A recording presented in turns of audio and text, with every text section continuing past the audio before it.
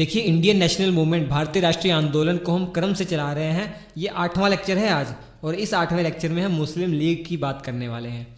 मुस्लिम league की स्थापना 1906 ईस्वी में हो गई थी। इसी की हम बात करेंगे, पूरा डिटेल में बात करेंगे। इससे पहले आपने क्या पढ़ा, 1905 में बंगाल का विभाजन हो गया है। बंगाल के विभाजन के बाद हमने आंदोलन चलाया जिसे बंग भंग आंदोलन या स्वदेशी आंदोलन या बहिष्कार आंदोलन कह रहे हैं। इसे बंग भंग, स्वदेशी या बहिष्कार क्यों कहते हैं आपको पता लग गया, क्योंकि वहाँ हम स्वदेशी चीज़ें अपना रहे थे और बहिष्कार कर रहे थे अंग्रेजी चीज़ों का, तो इसलिए स्वदेशी आंदोलन या बहिष्कार आंदोलन उसको कहा गया। जो बंगाल का विभाजन हुआ था ना, उसमें मुस्लिम लोग खुश थे, और हम जो आंदोलन चला रहे थे वो पूरे आंदोलन चलाने का जो तरीका था वो हिंदू रीति रिवाज से प्रेरित था। तो इसी कारण से मुसलमान सोच रहे थे कि भैया जो कांग्रेस है ना, इस आंदोलन में जो पार्टिसिपेट कर रही है ये एक हिंदू पार्टी है। तो कांग्रेस के ऊपर ठप्पा लग गया कि एक हिंदू पार्टी है ये। तो मुसलमानों ने सोचा कि जैसे हिंदुओं के लिए कांग्रेस पार्टी है, ऐसे मुसलमानों के लिए भी कोई मुस्लिम पार्टी होनी चाहिए। तब मुसलमानों के ने ठान लिया कि भैया हाँ, हमारे लिए भी कोई पार्टी होनी चाहिए। तब जाकर मुस्लिम लीग की स्थापना हुई 1906 में। तो पूरा हम क्रम देखेंगे कि कैसे स्थापना हो रही है, सारी चीज़ें हम पढ़ेंगे। लेकिन उससे पहले एक बेसिक सा फैक्ट दिमाग में रखिए। स्थापना मुस्लिम लीग की ना 30 दिसंबर 1906 में हुई थी। ये जो पूरा निचोड़ है ये मैं बता रहा हूँ आपको, इसी एक जो है 4 लाइनों में। अभी पूरी कहानी हम पढ़ेंगे ही। और ढाका में ये स्थापना हुई थी, जो आज बांग्लादेश की राजधानी है ढाका, वहाँ पे इसकी स्थापना हुई थी। संस्थापक सलीमुल्लाह खां थे, ठीक है। ढाका के नवाब थे उस समय सलीमुल्लाह, इन्हीं के द्वारा स्थापना की गई थी। और मुख्यालय, हालांकि शुरुआत में मुख्यालय अलीगढ़ बनाया गया था, लेकिन कुछ दिनों के बाद लखनऊ कर दिया गया था। तो हेडक्वार्टर लखनऊ था। जो परमानेंट अध्यक्ष बनाए गए थे आगा खां बनाए गए थे। तो ये तो बेसिक जानकारी हो गई। अब कहानी शुरू होती है। देखिए, मुस्लिम लीग की स्थापना की कहानी शुरू करने से पहले सर सैयद अहमद खां के बारे में आप जान लीजिए, क्योंकि इनका थोड़ा सा रोल आएगा मुस्लिम लीग की स्थापना में। हालांकि जब मुस्लिम लीग की स्थापना हुई उस समय ये मर चुके हैं, उस समय तक इनकी मृत्यु हो चुकी है। 1898 में ही मृत्यु हो गई है। तब क्या इनका रोल है, देखिए। सर सैयद अहमद खान ने 1886 ईस्वी में एक संगठन बनाया था, और हर साल उसका कॉन्फ्रेंस होता था। All India Mohammedan educational conference एक संगठन था जो हर साल जिसकी बैठक होती थी। ये 1886 में स्थापित किया था इन्होंने। और ये हर साल जब बैठक होती थी तो इसमें पढ़ाई लिखाई की बात होती थी, एजुकेशनल डेवलपमेंट कैसे किया जाए मुसलमानों के बच्चों का, मुसलमान के लोगों का, वो सब बातें होती थी। सभी मुसलमान यहाँ इकट्ठा होते थे, और ये हर साल होती रहती थी। और भले ही 1898 में मृत्यु हो गई थी सर सैयद अहमद खां की, उसके बाद भी ये ऑल इंडिया मोहम्मडन एजुकेशनल जो कॉन्फ्रेंस है होती थी। और ऐसे ही यही जो कॉन्फ्रेंस है 1906 में ढाका में हुई थी, और इसी कॉन्फ्रेंस में मुस्लिम लीग की स्थापना हुई थी। तो ये लिंक था सर सैयद अहमद खां का, समझ में आ गया होगा, क्योंकि इन्हीं के द्वारा जो all India Mohammedan educational conference स्थापित किया गया है। हर साल जो बैठक हो रही है, इसी बैठक में मुस्लिम लीग की स्थापना हुई है। इसके अलावा एक और संगठन इन्होंने बनाया था, हालांकि इंपॉर्टेंट नहीं है, जानकारी के लिए बता दे रहा हूँ। 1888 में यूनाइटेड इंडियन पैट्रियोटिक है ये, पैट्रियोटिक एसोसिएशन, ठीक है, पैट्रियोटिक एसोसिएशन हो जाएगा ये। और अलीगढ़ मुस्लिम यूनिवर्सिटी AMU तो जानते ही हैं आप। ये AMU तो 1920 में बना, लेकिन उससे पहले एक कॉलेज हुआ करता था ये। इस कॉलेज का नाम था मोहम्मडन एंग्लो ओरिएंटल कॉलेज। ये 1875 में किसके द्वारा स्थापित किया गया था पता है? सर सैयद अहमद खां के द्वारा ही स्थापित किया गया था। और यही मोहम्मडन एंग्लो ओरिएंटल कॉलेज आगे चलकर 1920 में यूनिवर्सिटी बना दिया जाएगा, विश्वविद्यालय बना दिया जाएगा, अलीगढ़ मुस्लिम यूनिवर्सिटी, ठीक है। चलिए, अब सर सैयद अहमद खां की मृत्यु होने के बाद बहुत इंपॉर्टेंट शख्स हैं मुस्लिम लोगों के, मोहसिन उल मुल्क।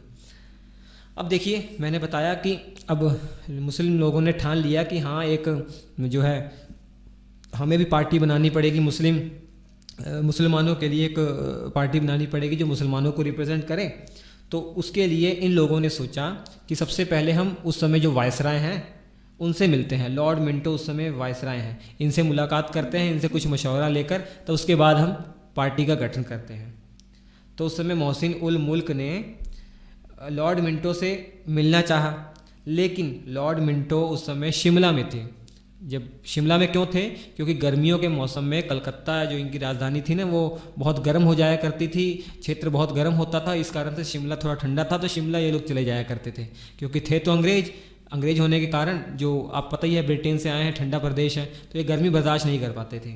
इस कारण से गर्मियों में शिमला चले जाया करते थे, अपनी राजधानी शिमला कर देते थे गर्मियों में। और सितंबर के महीने में ये अपनी ट्रांसफ़र कर लेते थे कलकत्ता, लेकिन एक डेढ़ महीने के लिए छुट्टी लेकर ये वहीं पर रुक गए, अक्टूबर तक वहीं पर रुके रहे लॉर्ड मिंटो।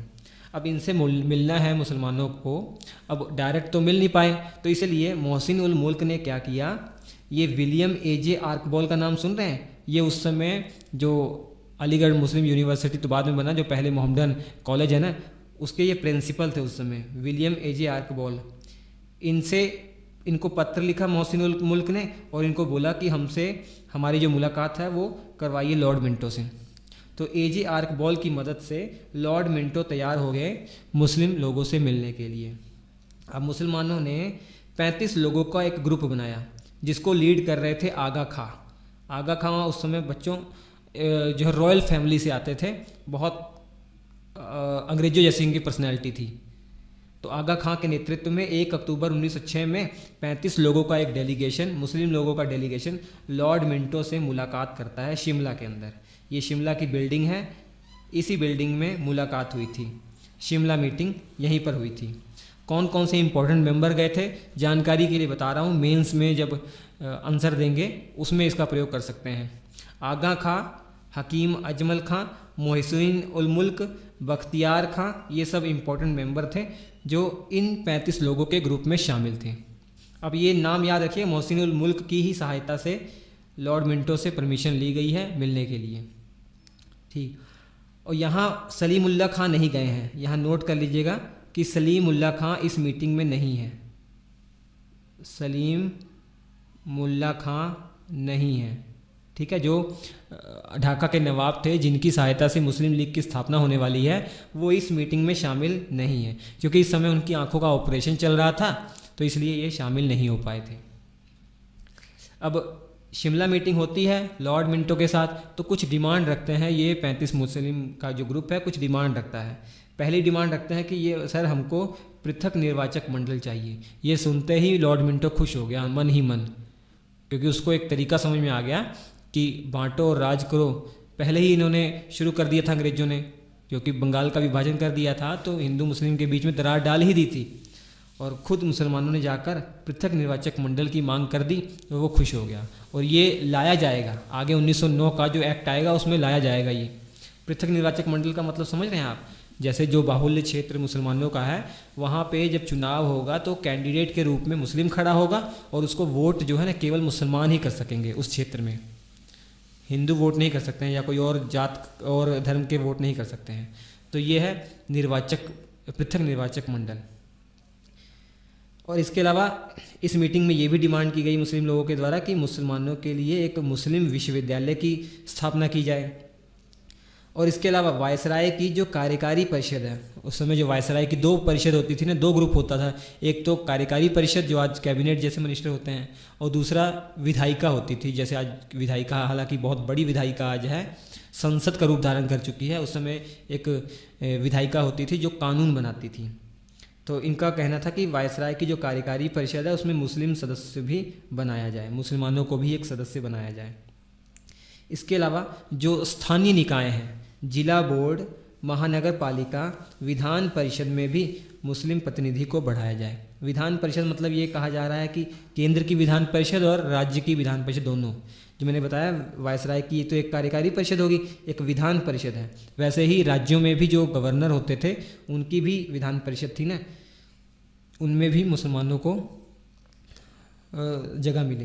तो मतलब कुल मिला के केवल मुस्लिम लोगों की ही इन्होंने बात की, मुस्लिम वर्ग के ही लिए इन्होंने बात की। देख लीजिए कांग्रेस और मुस्लिम लीग में यहीं पर आप डिफरेंस देख लीजिए। हालांकि मुस्लिम लीग अभी बनी नहीं है, लेकिन बनाएंगे तो यही लोग तो मिलकर बनाएंगे मुस्लिम लीग। जो इनकी सोच रहेगी वही मुस्लिम लीग की सोच रहेगी। कांग्रेस सबको साथ में लेकर चलने की बात करती थी, और मुस्लिम लीग शुरुआत से ही जो है अपने धर्म को बढ़ावा देने की बात करती थी, अपने ही लोगों की बात करती थी।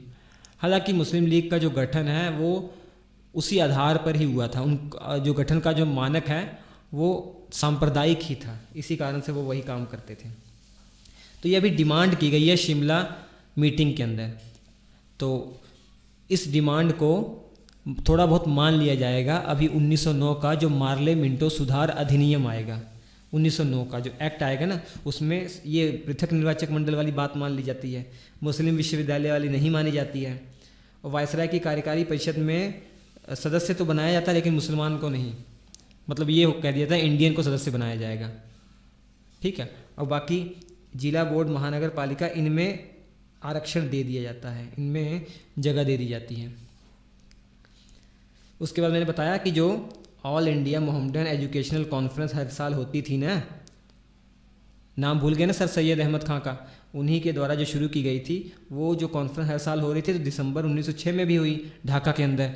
अब लोगों को पता था कि भैया अब यहाँ तो कुछ खास होने वाला है और यहाँ पर हमें एक मुस्लिम लीग जैसी एक कोई पार्टी मिलने वाली है, मुसलमानों के लिए कोई पार्टी मिलने वाली है, उसका गठन होने वाला है। तो बहुत सारे लोग वहाँ पर शामिल हुए, तो लगभग 3000 लोग शामिल हुए और यहाँ पर मुसलमानों के लिए अलग पार्टी बनाने की मांग की गई और लोगों को बोला गया कि आप सभी 30 दिसंबर को मीटिंग में आइए और यहीं पर डिसाइड किया जाएगा कि क्या नाम रखा जाए, मुसलमानों की जो पार्टी बनाने वाले हैं उसका क्या नाम रखा जाए, कैसे कैसे उसको संचालित किया जाएगा। तो 30 दिसंबर 1906 को सब इकट्ठा होते हैं। किसकी अध्यक्षता में? उस मीटिंग की जो अध्यक्षता करते हैं वक़ारुल मुल्क करते हैं।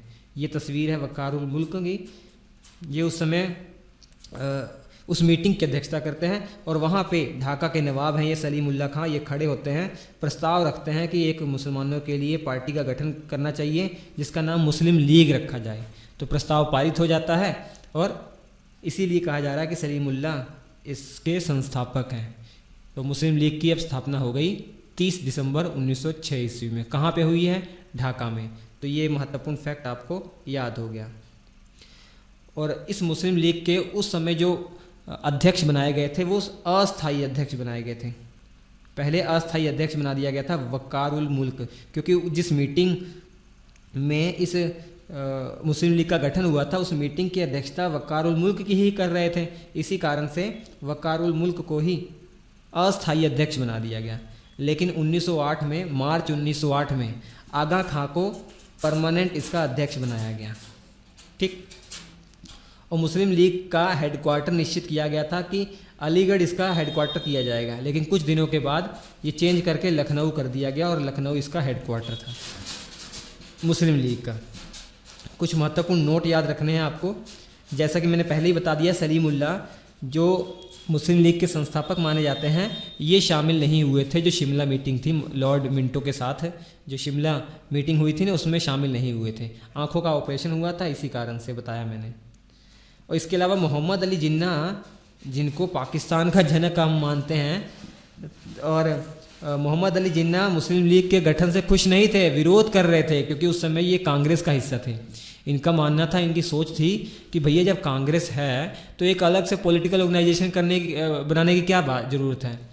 कांग्रेस ऑलरेडी नेशनल लेवल पर है, हम सबको रिप्रेजेंट कर रही है, तो एक अलग से मुस्लिम लीग पार्टी बनाने का क्या मतलब है। ये विरोध किया था मोहम्मद अली जिन्ना ने। लेकिन 1913 में इनको क्या भूत सवार हुआ धर्म का कि इन्होंने मुस्लिम लीग में ये शामिल हो गए थे। उसके बाद ऐसा शामिल हुए कि इन्होंने पाकिस्तान बनवा के ही दम लिया। अब मुस्लिम लीग पार्टी बन गई है। इसके 3 सबसे महत्वपूर्ण उद्देश्य थे। ये 3 उद्देश्य बहुत महत्वपूर्ण है। पहला उद्देश्य मुस्लिम लीग का ये था कि जितने भी मुसलमान लोग हैं उनके दिल में ब्रिटिश लोगों की अच्छी इमेज बनाना, मतलब सबके दिमाग में ये रख देना कि ब्रिटिश लोग उनका हित चाहते हैं, उनके लिए अच्छा करना चाहते हैं। और दूसरा, ये ब्रिटिश सरकार को भी देखती थी कहीं वो मुसलमानों के हितों को मार तो नहीं रही है, उनके हितों की रक्षा कर रही है कि नहीं कर रही है, ये भी ध्यान देती थी। ये भी इनका उद्देश्य था, ये भी ध्यान देने का इनका उद्देश्य था। और तीसरा, मुस्लिम लोगों का और भारत में रहने वाले अन्य संप्रदाय के लोगों का, इन सबका आपस में मैत्री भाव बना रहे। ये बहुत अच्छा हमको इनका उद्देश्य लगा था कि मतलब जो भी मुसलमानों के लोगों में अन्य संप्रदाय के प्रति घृणा थी, जो कि हो चुकी थी, क्योंकि बंगाल के विभाजन का आंदोलन चलाया जा रहा था ना, इसलिए कई लोगों में बहुत लोगों में घृणा आ गई थी हिंदू लोगों के प्रति, क्योंकि उनका मुसलमानों का ये सोच था उस समय, मेजॉरिटी मुसलमानों का, कि हमें एक तो बहुत अच्छा अपॉर्चुनिटी मिली है, अलग से हमें क्षेत्र दिया गया है, अच्छी अच्छी सुविधाएं मिल रही हैं, और ऊपर से ये जो हिंदू लोग हैं विरोध कर रहे हैं। तो ये जो घृणा भावना आई थी, इसको दूर करना भी इनका उद्देश्य था। ठीक। अब मुस्लिम लीग का पहला अधिवेशन 1907 में होता है। 1906 में गठन हुआ तो उस समय अधिवेशन नहीं हुआ, क्योंकि ऑलरेडी 30 दिसंबर को हुआ था, जबकि कांग्रेस का जब गठन हुआ उसी समय अधिवेशन भी हुआ। यहाँ पे नहीं, ये पहला अधिवेशन कराची में होता था। और इस अधिवेशन के बाद जब 8 मार्च 1908 में आगा खां को स्थायी अध्यक्ष चुन लिया गया था। किसको? आगा खां को स्थायी अध्यक्ष। और यहाँ पे थोड़ा सिस्टम अलग था इनका। ये आगा खां स्थायी अध्यक्ष थे, लेकिन जब अधिवेशन होता था तो उस अधिवेशन में जो बैठक होती थी उसके अध्यक्ष अलग से चुन लिए जाते थे। तो दूसरी बैठक जैसे अमृतसर में हुई थी तो यहाँ पे अध्यक्ष सैयद अली इमाम को चुना गया था। और इसके अलावा सैयद अमीर अली की अध्यक्षता में 1908 में लंदन में भी एक मुस्लिम लीग की ब्रांच खोली गई थी। तो ये थी कहानी मुस्लिम लीग के बारे में। 1907 में मुस्लिम लीग का गठन होता है, आपको 1906 में मुस्लिम लीग का गठन होता है। आपको सब इसकी कहानी समझ में आ गई होगी। थोड़ा बहुत डाउट है तो इसको दोबारा से रिपीट कर लीजिएगा, सब क्लियर हो जाएगा। इसके बाद अगले साल हम चलेंगे 1907 में। बहुत ही लड़ाई झगड़ा होने वाला है कांग्रेस के बीच में। कांग्रेस के बीच में दो टकराव हो जाएंगे, गरम दल नरम दल आपस में टूट जाएंगे। तो वो अधिवेशन जो हुआ था ना, वो सूरत में अधिवेशन हुआ था 1907 का। ये अगले वीडियो में हम पढ़ेंगे। तो हम आपसे मिलते हैं बच्चों अगले एपिसोड में। अच्छा ज़रूर लगा होगा आपको, मैं उम्मीद कर रहा हूँ, तो लाइक ज़रूर कर दीजिएगा।